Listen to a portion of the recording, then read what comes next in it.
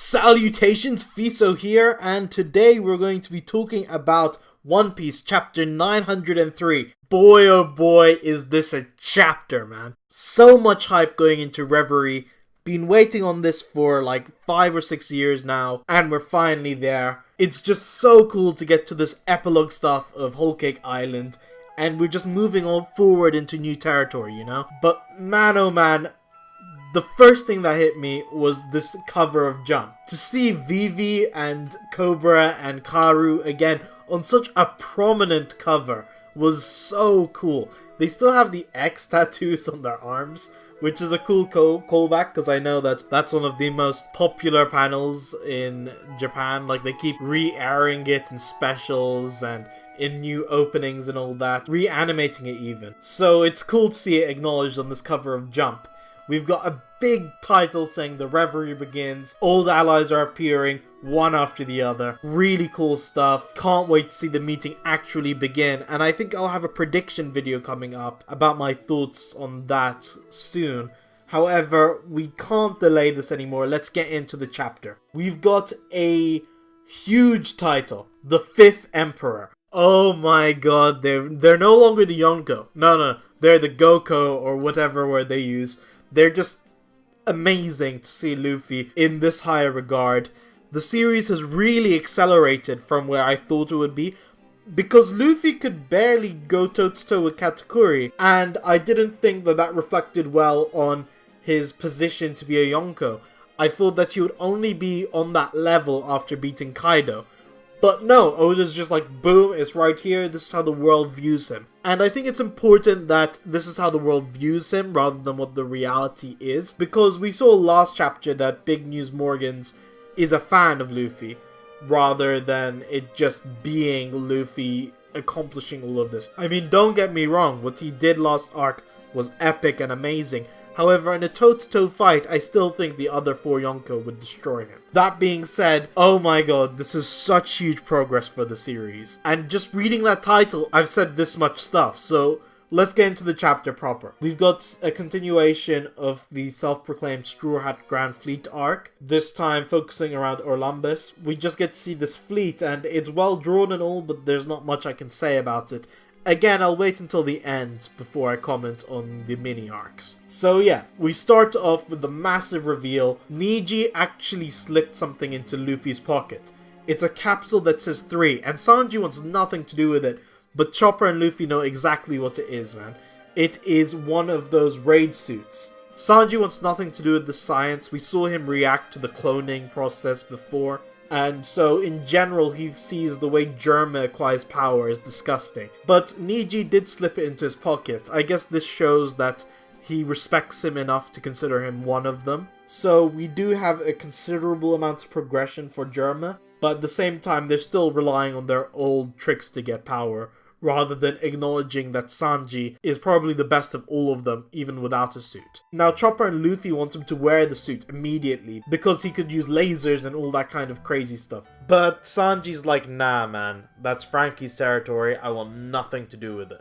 But then we get a cool segue into Nami saying, I use technology and it's great. See, Usopp's technology, plus the sky science I learned on Weatheria, and my newest addition, Zeus. Mind blown, Zeus is still with her, he's being completely obedient, and yeah, Zeus plus Usopp stuff plus Weatheria science equals the perfect climate act. It's amazing now that Nami has a weapon, basically, of a Yonko.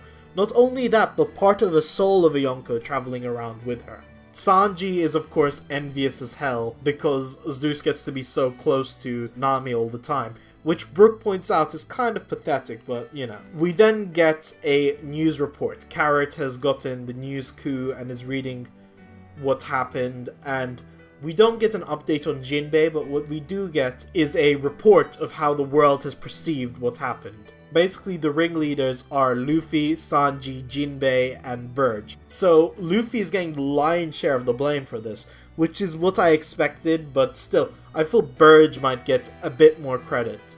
We get a huge reveal that Sanji's bounty has actually skyrocketed past 177 million, all the way to 330 million.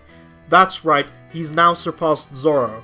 and that's actually amazing. His bounty poster is still the same, however it now reads Vinsmoke Sanji. So while Sanji is absolutely exhilarated and thrilled that he's finally beaten Zoro at something, he's also furious that he's being referred to as Vinsmoke Sanji around the world. It looks like he's gonna have to deny that he's Judge's son a lot more often nowadays. But yeah, Sanji just saying in your face to Zoro is one of the funniest moments in this chapter. And it's kind of satisfying as a Sanji fan. I know this was all billed as the year of Sanji, but this is the first time where it felt like, yeah, Sanji's got something now. Now obviously the 3s in his bounty play off his name, Sanji 330 million. That's just how Oda chooses these numbers, but we then get to address Luffy's bounty, and this is what I was dying to see. Receiving bounties to me is always so satisfying. And I wish we got to see Brook and Nami and Jinbei get new bounties here, along with Chopper, but Chopper's usually a joke bounty. I didn't expect Carrot to get a bounty unless she joins the crew, but I've said my piece on that before. She'd be a welcome addition, but I'm not sure Oda's going that way. But yeah, we only got new bounties for Sanji and Luffy. But man, what a big bounty increase Luffy got.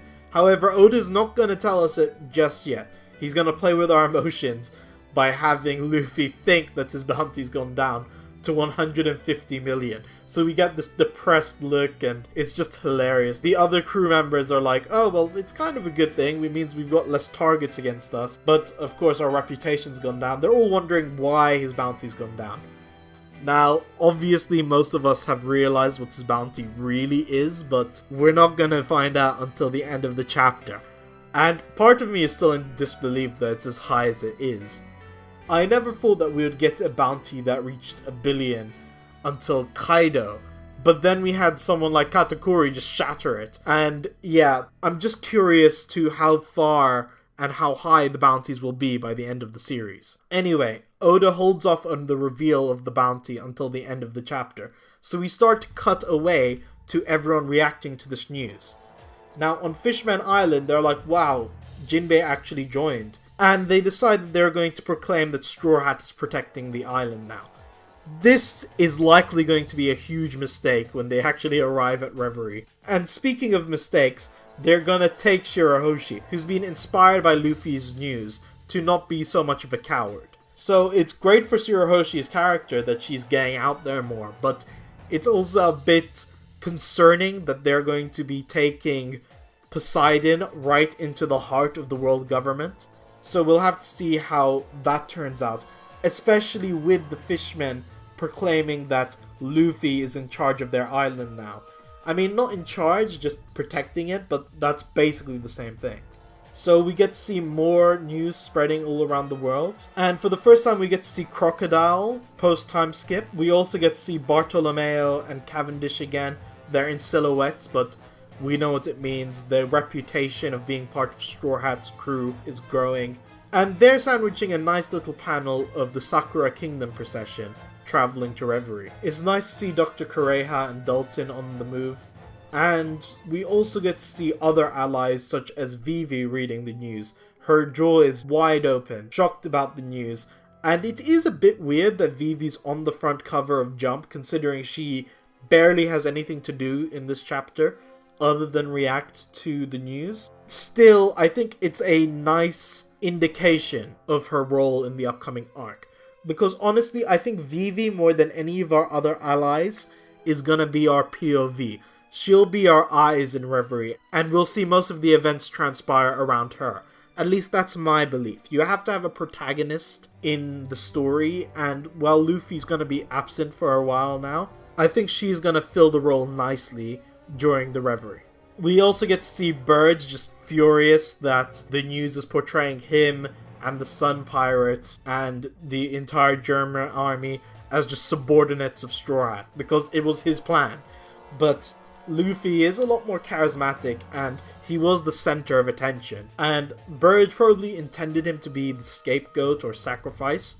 However, it's kind of backfired on him because he's the center of attention and he comes off as the one who orchestrated it all. Still, if I was Bird, I would be happy that I just got out alive. So we get to finish these info boxes with the Oda box officially proclaiming Luffy as the 5th Emperor of the Sea. Now, I believe that this is actually what's written in the newspaper, whatever Morgans wrote in it. But yeah, absolutely insane. And really satisfying after all these years. So we get to see Akainu, or rather Sakazuki, reading the news about what transpired. But he suddenly gets a report that a kingdom was attacked on its way to the reverie by some pirates, and their princess, Princess Komane, had been kidnapped and is being held for ransom. Now, Sakazuki is obviously furious with this, but we don't get to see what he does about it just yet. Instead, we cut to the Dressrosa team. Of course, we get to see King Riku and Elizabeo. They seem to be playing chess or something. But Rebecca comes up saying, "Have you heard the news?" We get to see the other Tontatas for the first time in a while, reacting as well. And yeah, they're all excited about Luffy and what just happened. But then we get to see a cutaway to a submarine where the pirates who had just kidnapped that princess are looking to kidnap Violet as well and ransom her. I get the feeling that security on the way to Reverie is really important, because what would be a better opportunity to abduct the VIP, especially when they decide to travel without an escort. Princess Komane is crying her eyes out, begging them to contact her father and get a ransom already. But yeah, they decide to launch a torpedo at the Dressrosa ship, and we get a flash of a marine blocking it, basically redirecting it towards the submarine. And we get to see the marine jump on the deck, and it is Kobe. For the first time post time skip, not including Film Z and the episode of Luffy specials, we get to see Kobe's new design.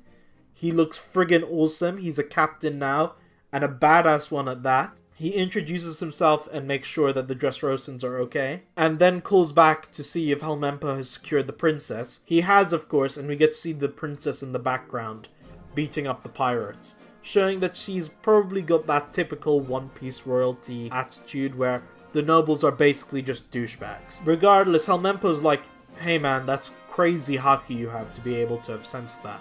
So we get a bit of hype for Kobe. And this continues when we see Kiros himself saying that he recognizes Kobe's name from the Rocky Port incident, where he was proclaimed a hero. Now, I think this is our first reference to these events, and I doubt there'll be flashback-worthy material, but it's cool to know that Kobe's been doing some big things since we last saw him. Kobe, of course, is too embarrassed and says, "Don't call me a hero, it was nothing." But Kobe notes how strong Kiros is. Meanwhile, Kiros notes how humble Kobe is. Then Kobe notices the news headline about Luffy. He's about to say Luffy-san, however he goes back to just saying Straw Hat Luffy, basically keeping his relationship with Luffy a secret. But once he sees the news, he can't contain his tears.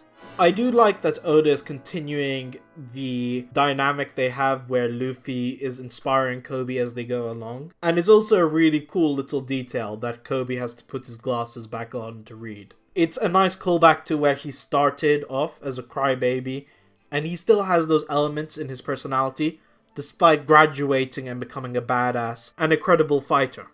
Anyway, they're about to continue to escort the Dressrosans to New Marineford. New Marineford? I didn't know that the new Navy headquarters would be referred to like that.